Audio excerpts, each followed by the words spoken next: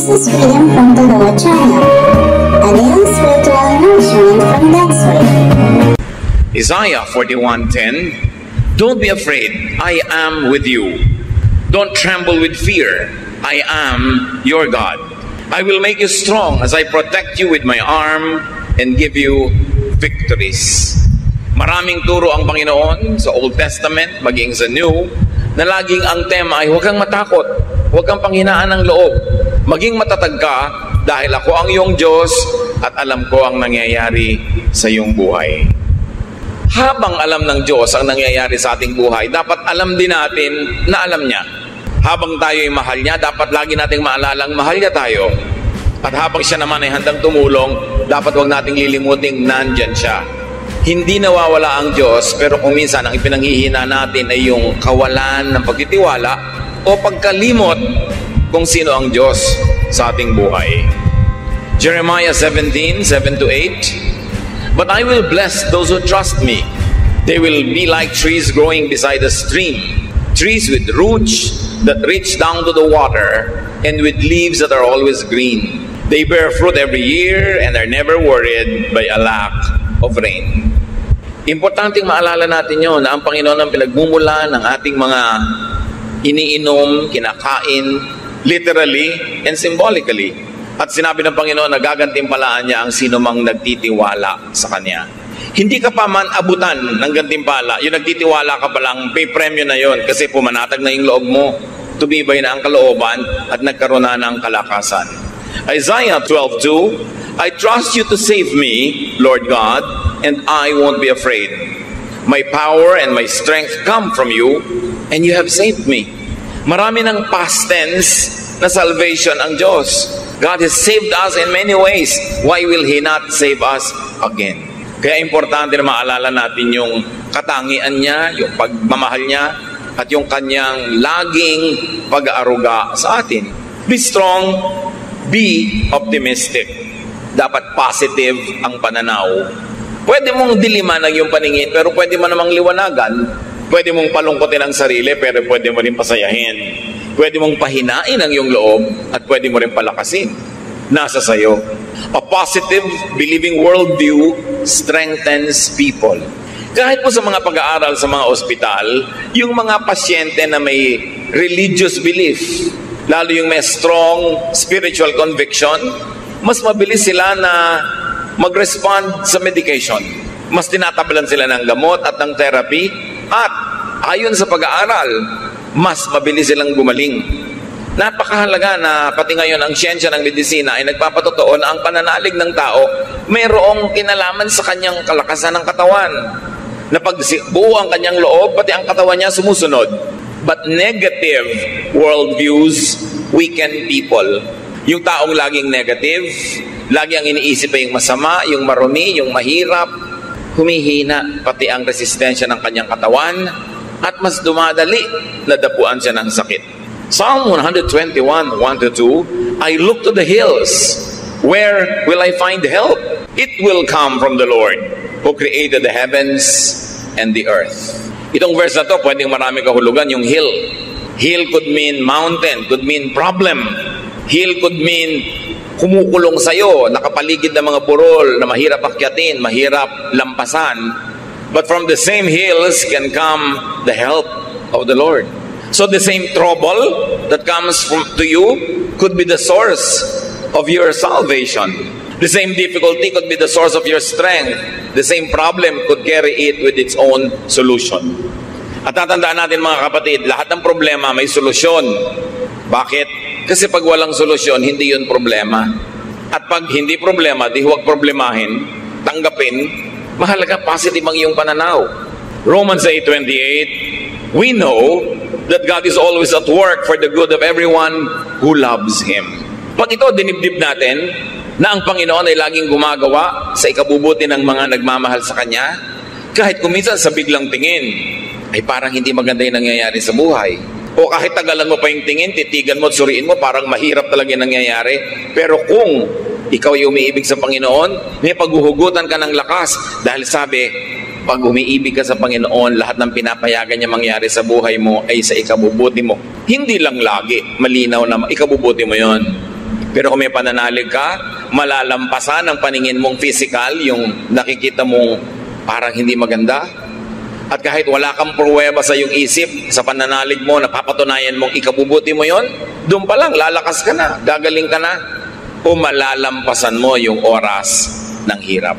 Follow people who model strength. Maraming mga tao sa paligid natin na pwedeng gawing huwaran. Ang gagawin yung huwaran sa buhay, yung mga matatatag ang loob, yung buo ang loob, yung matatapang.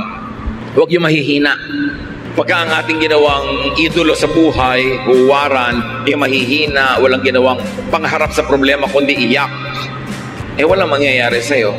Pero kung ang titingnan mo, yung mga strong characters, actually sila yung madalas panalo. In fact, sa mga soap opera, sa mga drama-dramang kinawiwilihan ng marami, yung mga kontrabida nga ang laging enjoy sa buhay. Sila tong kitatatag ng loob, kititikas ng mga sikmura, pero sila ang nananalo, nakukuha nila yung pera, nakukuha nila yung boyfriend o girlfriend, nakukuha nila yung mana. Ang totoo niya, sa huling episode lang naman sila biglang masusunog o kakainin ng lupa o kaya ay kakagatin ng napakaraming langgam. Pero 55 weeks sa kanilang serye, siya ang panalo. Tapos ang lagi nating iniidolo, yung iyak ng iyak, yung laging talo, yung laging api, yung laging kawawa. Kaya ganun tuloy nangyayari sa buhay ng mga manonood. Dapat tibayan ng loob. At huwag kayong tumanggap ng advice, ng example na hindi nakakabuti kahit mukhang kawawa siya. Hindi mabuti sa tao yung kawawa. Hindi mabuti yung nagpapakawawa. Huwag kang mang-api, pero huwag ka rin pa-api. Psalm 1:1-2, God blesses those people who refuse evil advice and won't follow sinners or join in sneering at God. Instead, the law of the Lord makes them happy, and they think about it day and night. Yung advice, kahit hindi sabihin ng bibig, pero yung example ng mga laging api, laging kawawa, laging mahina ang loob, hindi magandang advice yun. Talo ka dun. Dapat ang tao matibay. Pinatitibay ng karanasan, pinatitibay ng kung sino ang tinititigan at tinutularan. How else do you become strong? Get and have supporters. Sabi nga nila, no man is an island. Hindi naman natin kayang pasanin lahat ng pasanin, lutasin ang lahat ng problema kung nag-iisa tayo. Totoo, kung maraming tao sa paligid mo, nadadamay ka sa problema nila. Pero nadadamay ka lang naman hanggang papayagan mo at hanggang kaya mo. Hindi ka naman kayang ubusin ng problema nila kung hindi ka papayag. Yung iba umiiwas makipagkaibigan, makipag-close friendships kasi ayaw nilang madamay sa mga utang, mga problema ng iba. Pero tandaan nyo, sa inyo naman problema, sa inyong pangangailangan, sa kahit paminsan-minsan lang pero dumadating na oras ng kahinaan, kagipitan, napakahalaga that you have a support system. Napakahalaga na may mga tao sa paligid natin na nagsusuporta sa atin. Pero siyempre susuportahan ka lang naman kung supportive ka rin sa kanila. Kaya willing ka dapat to invest in human relationships. Yung human relationships, kuminsan abala yan Abalang makipagkwentuhan, abalang makaladgadgat, mayaya doon, pumunta sa mga event niya na hindi ka laging interesado. Pero isipin mo na rin na sa ikabubuti mo rin yon. Dahil darating ang panahon, kakailanganin mo ang iyong kapwa-tao. Ecclesiastes 4:9-12, you are better off to have a friend than to be all alone, because then you will get more enjoyment out of what you earn. If you fall, your friend can help you up. But if you fall without having a friend nearby, you are really in trouble.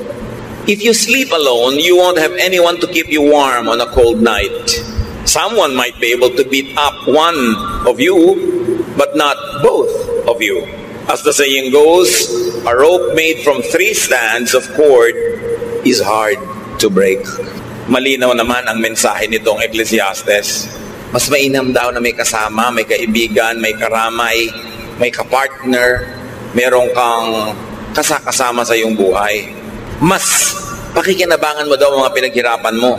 Siyempre, kung kakain ka, mas masarap na may kasabay kaysa nag-iisa ka. Kahit pa nga ilibre mo siya, kasabay ka naman.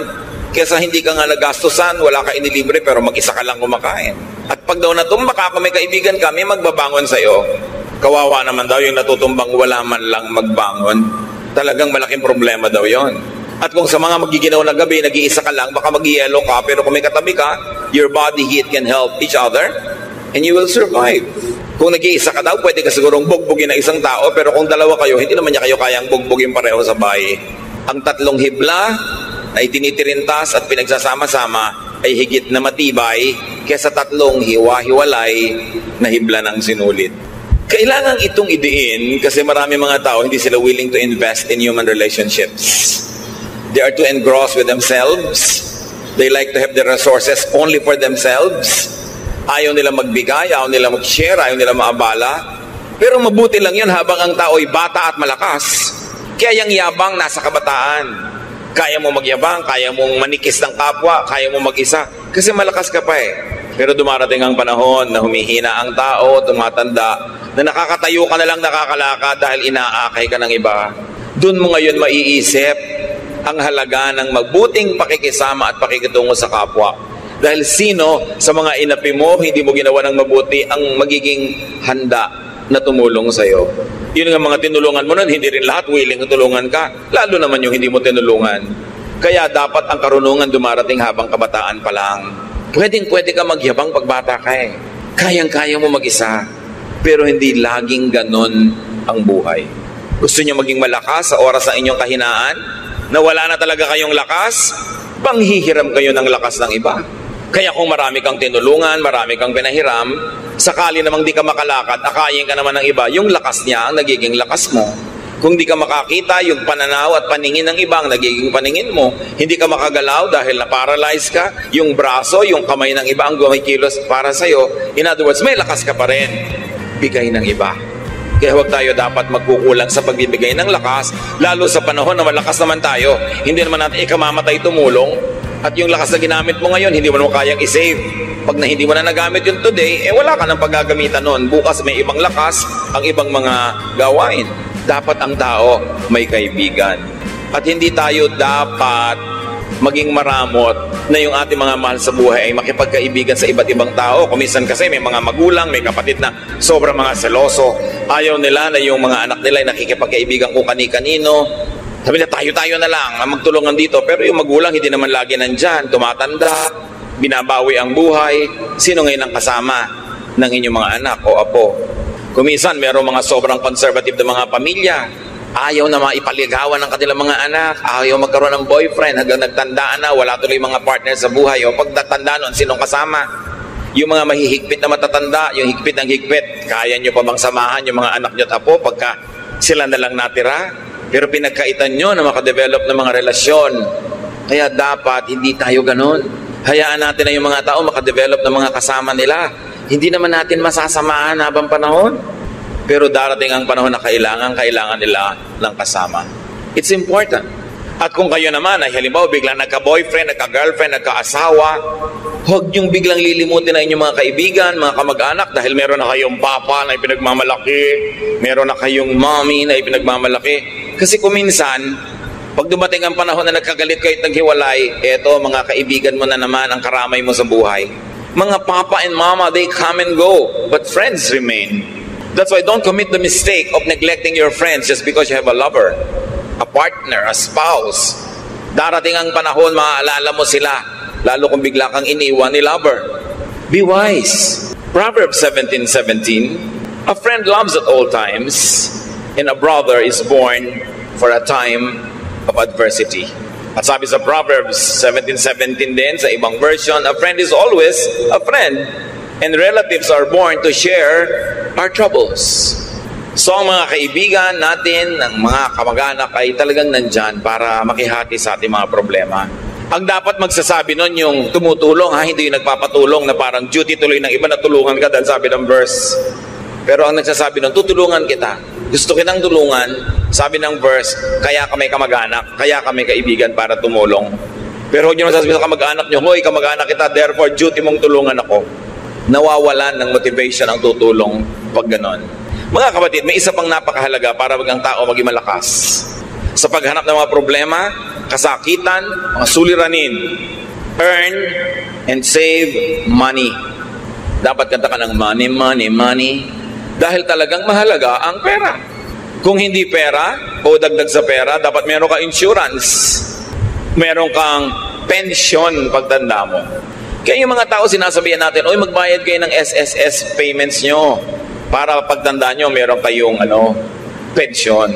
Tapos sabi, magkano na yun? 6,000 a month. Aba, pag wala kang kapera-pera, malaki na yung 6,000. At kung walang magpalibing sa'yo, at least bigyan ka man lang ng SSS ng kabaong na styrofoam o lawanit na may pakumbakya. Ano naman kung nalalaglag ka pag binuhat yung ataol, at least meron.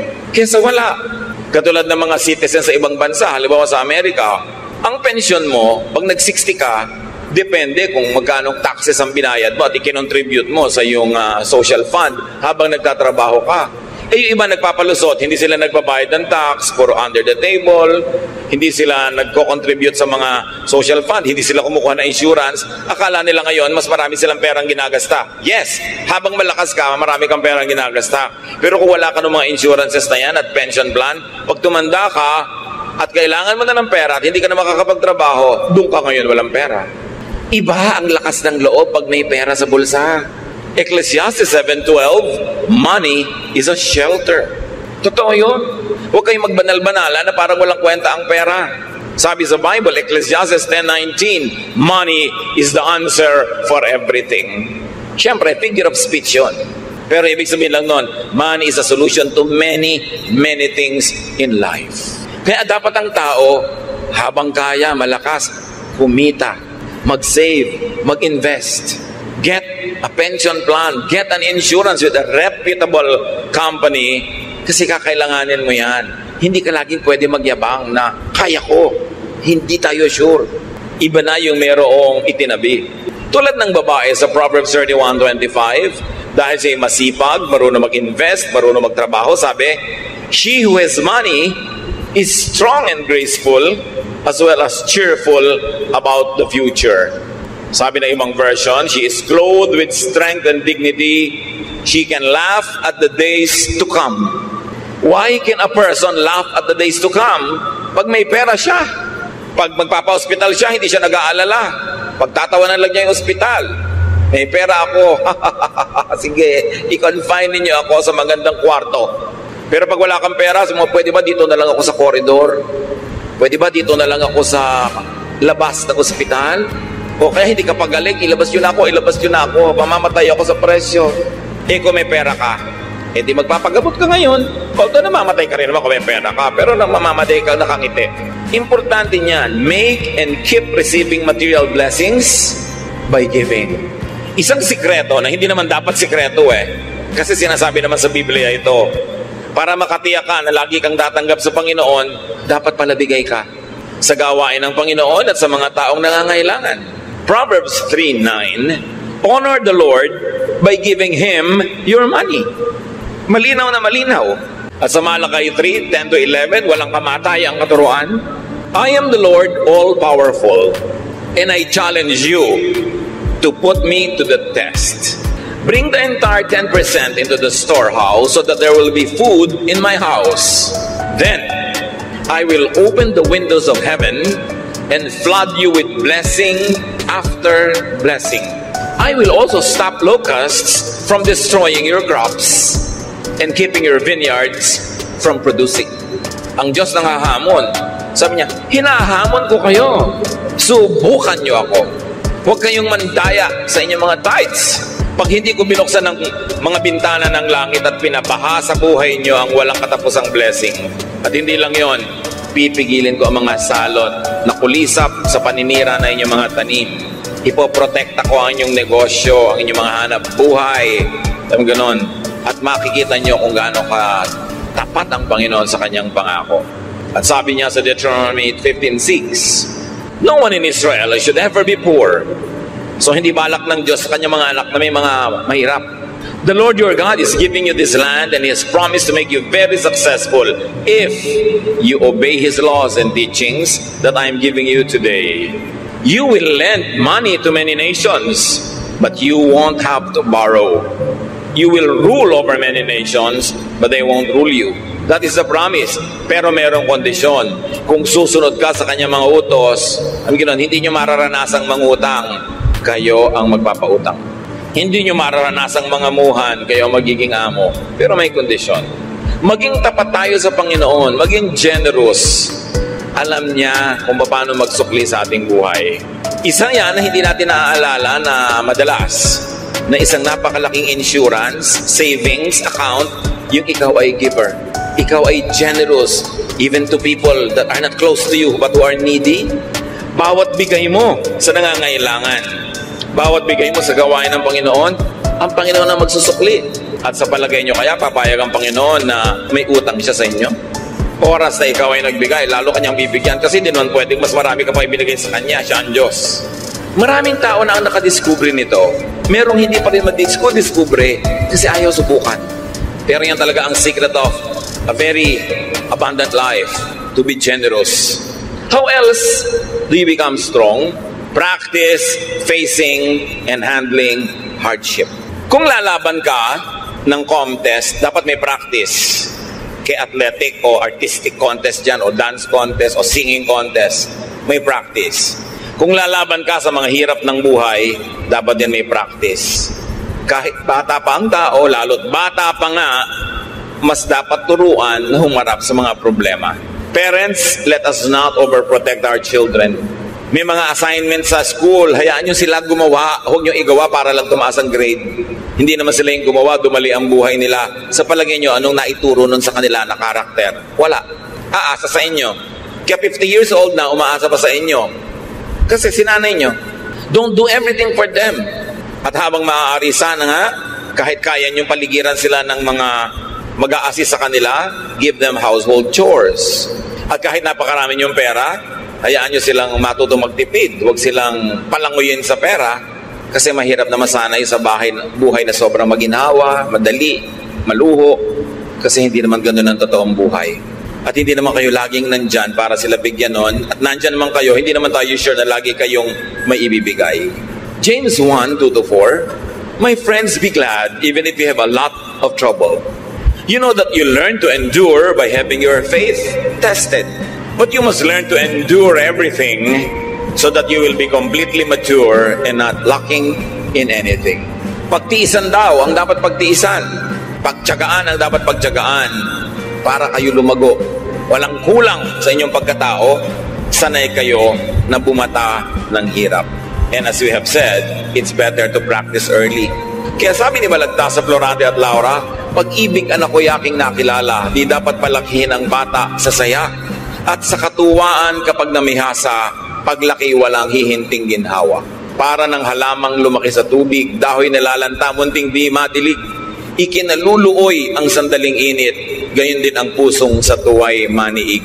Kaya sabi niya, ang laki sa layaw, karaniway hubad, sa bait at muni, sa hatol ay salat. Masaklap ang bunga ng maling paglingap, habag ng magulang sa irog na anak. Pag inispoil mo ang bata, ano mangyayari? Weakling, mahina, walang buto, mahina ang sikmura, mahina ang loob. Kailangan mabuhay ka forever para mo siya samahan. Kaya kailangan turuan ng practice. Sabi sa Proverbs 22:6, teach your children right from wrong. And when they are grown, they will still do right. Train agad ang mga bata. How else do you become strong? Do not overly depend on others. Lahat ng tao, binigyan ng Diyos ng lakas. Huwag kang laging manghiram ng lakas ng iba. Huwag kang laging umasa, sumandal. Dapat gamitin mo at pagpraktisan mong gamitin ang iyong sariling lakas. Why? Because dependence means weakness. Habang umaasa ka, mahina ka. What happens when you are financially dependent, emotionally dependent, functionally dependent? You are weak. May mga asawa na binubugbog, pinagtataksilan, halos ay lapastanganin na lang ng husband, hindi makahiwa-hiwalay, hindi makabuo ng sariling buhay. Bakit? Walang hanap buhay. Walang sariling income, walang pera, walang savings. Kaya nilululo na lang ang lahat, pinagtitsagaan ang lahat. Pero kung may pera lang yun, matagal nang nawala. You see, iba yung may pera. Kaya pag may mga magpapakasal, lalo mga babae na mukhang palikero pa ang mapapangasawa, ang advice mo agad, iha, magtrabaho ka. Gusto po niya, full-time housewife lang ako. Full-time housewife, pagkatapos kahit ano iba to sa mukha mo, tatanggapin mo dahil wala kang pera. Kailangan may pera ka. O kaya kung siya nagtatrabaho, nasa pangalan mo savings para mayroon ka maipagmalaki. Hindi yung kawawang-kawawa ka dahil isusumbat pa sa'yo. Kita ko lahat yan, pera ko lahat yan. Diba? Pagka ginawa sa'yo ng husband mo yun, singilin mo siya ng lahat ng serbisyo mo. Security guard ka ng bahay, plumber ka ng mga gripo ninyo, nurse ka ng mga anak, taga-sundo ng mga anak, cook ka ng mga pagkain, labandera ka, at whore ka pa sa kanya. Doon ka malaki sumingil. Diba? Lakihan mong singil. Para hindi akala niya siya lang ang may kita. Pag binayaran nga ang housewife sa bahay, kulang pa yung sweldo ng husband eh. Kasi yabang-yabang pa, kape! Sino pumapalakpak dyan sa likod? Diba? Siguro binubusan nila ng kape yung humihingi. Marami namang husbands, mababait ha. Pero kung minsan, pagka biglang nahumaling kung kanino, nawawala ang bait. Kaya dapat secure kayo, meron kayong sariling income, itaktak nyo sa utak nyo yan. Hindi naman ibig sabihin na may income kayo, ilalayo kayo o hihiwalay, pero mabuti na yung meron kayong choice. Hindi kayo overly dependent.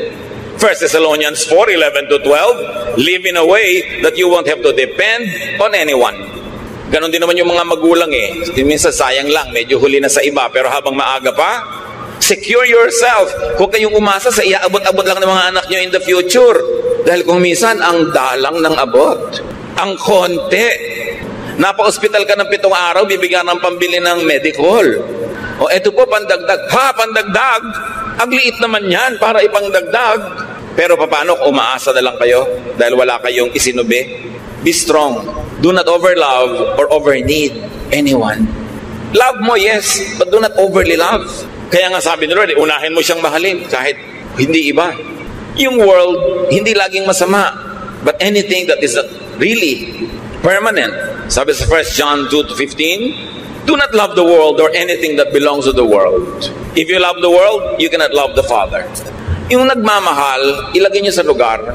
Pag sobra kayo nagmahal, talo kayo. Di lang kayo maalala, wala na kayo sa sarili.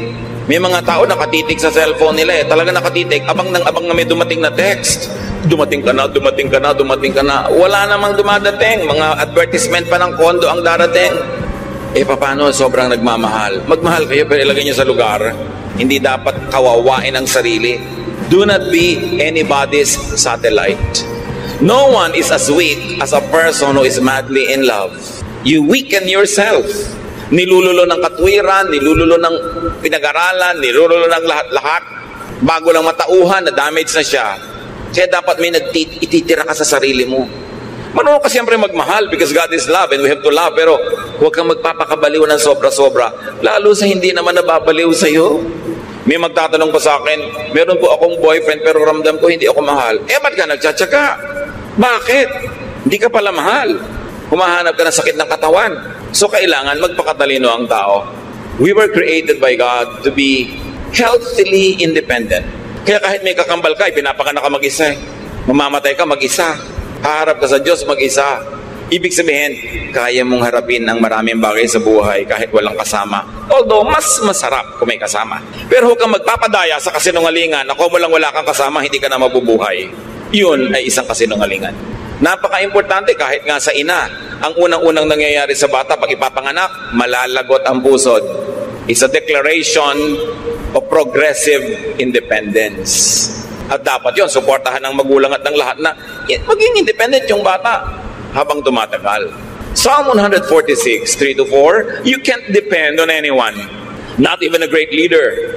Once they die and are buried, that will be the end of all their plans. Sabi, hindi ka pwedeng umasa sa iba kahit magaling pang tao yan. Dahil pag namatay yan, paano ka? Maasa ka. Dependent ka. Mga kapatid, maraming paraan, pero isa na lang ang ating pag-usapan ngayon. Choose to be strong. Laging may choice. It's a choice. It's your choice. Pagka kayo may diabetes, may pagkain dyan na matamis, ang sarap, it's your choice. Pipiliin mo bang kumain yan na pagkalunok mo, masarap lang sa dila, pero pag nalulun mo na, nasa katawan mo na yung lason, o kakainin mo pa rin? It's your choice. May pipiliin kang pagkain A, healthful. Pagkain B, hindi healthful. Alin ang pipiliin mo doon? It's your choice. Ganon din. May problema ka. Pwede kang maging manghina, himatayin, manlumo. Pwede ka pa nga magpakabatay. May gumagawa pa nun. Pero ba't naman yun ang pipiliin mo? It's your choice. Choose to be strong. Iniwan ka ng asawa mo. So, gusto mong mamatay dahil lungkot na lungkot ka na, daya ka at saka dependent ka pa. So, no, I choose to be strong. I will not be a loser. Meron kang sakit, malalang sakit. Pwede ka maawa sa sarili, pwede ka magmukmok, but you can choose to be strong. I will choose to be strong. I will maximize whatever is left of my life. I will do whatever my health allows me to do. I'll choose to be strong. I'll choose to be victorious. I'll choose to be cheerful. Although I can choose to be sad. But why will I choose to be sad? Meron kayong namimiss, ang lungkot-lungkot nyo, magkahiwalay kayo. You can choose to be alone in a room and be sad. And you can choose to go out and amuse yourself. Do something to forget it. It's your choice. Pinipili natin kung magiging mahina tayo o malakas. 2 Corinthians 4, 8-9. We often suffer, but we are never crushed. Even when we don't know what to do, we never give up. In times of trouble, God is with us. And when we are knocked down, we get up again. Natumba ako, yes, pero hindi ako papayagan na tapakan ako ng lahat ng dumadaan. Tatayo ako ulit. Nadaya ako, yes, pero may buhay pa ako, papawi pa ako. Hindi ako magmumukmok sa buhay. 2 Corinthians 4, 16-17, we never give up. Our bodies are gradually dying, but we ourselves are being made stronger each day. These little troubles that are getting us ready for an eternal glory that will make all our troubles seem like nothing. Ganon, hindi tayo susuko. Yung mga problema na yan na ating kinakalaban, magiging trophies yan later. Bawat bato na ihahagi sa atin ay magiging monumento. Bawat sugat ay magiging tropeo if you choose to be victorious. Kaya sabi sa Deuteronomy 3:31-6, be brave and strong. And the Lord Jesus echoes that, have peace, do not be afraid. Pag nanghihina kayo mga kapatid, pinipili nyo lang yun. But sometimes hindi tayo aware. Hindi tayo aware, ipinapakain natin yung ating lakas sa mga negative forces. Joshua 1:9, I've commanded you to be strong and brave. Don't ever be afraid and discouraged. I am the Lord your God, and I will be there to help you wherever you go. God's people are strong and brave, not weak and afraid. Hindi ganon. Dapat ang tao lakasan ng loob. 1 Corinthians 16:13, keep alert, be firm in your faith, stay brave and strong. Wala kayong kaharap ngayon o haharaping problema na hindi na nakaharap ng mga tao noong unang panahon pa. Walang bago sa mundo. Walang bagong problema ang hindi pa nadinig ng Diyos na idinaing sa Kanya ng mga tao. Walang bago. Therefore, lahat yan may katapat na. Lahat ng kahinaan ay may katapat na lakas. Ang lahat ng tanong ay may katapat na sagot. Pusali man ay may katapat na langit, sabi nga ng matatanda. So huwag tayong lagi na lang mag-awa-awa sa sarili. Huwag laging magpaawa sa kapwa. Kumusta ka? Eto, kawawa naman ako. Eto, mahina ako. Eto, may sakit ako. Ang dami mo nang mapipiling ibalita. Kumusta ka? Pwede mo sabihin, wow, ang saya ko, nagising pa ako ngayong umaga. Pero pwede mo sabihin, ang taas-taas nga ng BP ko. It's your choice. Anong gusto mong topic? Pero mga kapatid, ang laging gusto nyong topic ay yung kayo mahina, kayo kawawa, kayo walang pera, mapapansin nyo, pakonti ng pakonti ang gusto makipag-usap sa inyo. Sino naman ang gusto makipag-usap sa laging daing ng daing? Yung kausap nyo, marami ring dapat idaing, pero hindi lang niya idinadaing. May problema siyang dala-dala, tapos itatambak nyo sa kanya yung problema nyo. Dinadoble yung dala niya para lang gumaan ng pakiramdam nyo. Sa palagay nyo, tatagal lang kayong kausapin ng kapwa. Choose to be cheerful. Hindi laging dumadaing. Lahat tayo may dalang problema. Lahat tayo mayroong mga difficulties. May kanya-kanyang lungkot, may kanya-kanyang hirap, kanya-kanyang takot. Pero bakit mo kailangang isiwalat at itambak sa kapwa mo yun lagi? Kakadalaan ka lang, pagsasawaan, lalong mawawala ng tutulong sa'yo. Pero pag strong ka, you attract people to be near you. And when people are near you, you get helped. Even without asking for it. And you can help other people also. Life really could be full of hardship and trouble, but we are not without a helper. John 16:33, Jesus speaks, I have told you this, so that you might have peace in your hearts because of me. While you are in the world, you will have to suffer. But cheer up, I have defeated the world. Sabi ni Lord, walang bago sa mga sinusumbong mo. Kasama ng buhay yan. May pagdurusa, may paghihirap. Pero huwag kang mahinaan ng loob. Lakasan mo ang loob mo kasi nagapi ko na ang lahat ng yan. Napagtagumpayan ko na yan. Stay with me because I am with you. The Lord is victorious over suffering. Seek the Lord. Sa Kanya tayo lalapit. Take shelter in the Lord. Receive strength from the Lord, from others, and even from within yourself. At napakahalaga mga kapatid, because we are cognizant that many people are suffering, strengthen others. Kahit kayo may dala, may hirap, mayroong mas malala ang kalagayan sa inyo, mag-minister pa rin tayo, maglingkod, strengthen them, and do not make people weak by solving all their problems for them, by making them over-dependent on you, because that, in the long run, will not be helpful. We are full of troubles, but we are not without help. God is our present, ever-present help in times of trouble. Don't you ever forget that. Panginoon, salamat dahil kayo ang aming pwedeng takbuhan, lapitan, at higit pa sa sapat ang pwede nyo ibigay na pagpapala sa amin. Lahat ng mga tao, Panginoon, ay may kanya-kanyang dala, problema, takot, pangangailangan. Ang ituro nyo sa amin, kayo ang solusyon sa mga ito. At meron din kami sa aming personal at practical na buhay na pwedeng gawin para pagaanin ng mga suliranin at palakasin namin mga sarili. Patuloy nyo kaming paalalahanan ng mga katotohanan ito nang huwag kaming madaya ng hirap para kami manghina, para kami, Panginoon, sumuko. Palakasin nyo ang inyong mga anak sa iyong ikaluluwalhati at sa kabubuti ng aming buhay. Pagbulay-bulayan natin mga kapatid ang kahulugan ng mga ito sa ating buhay.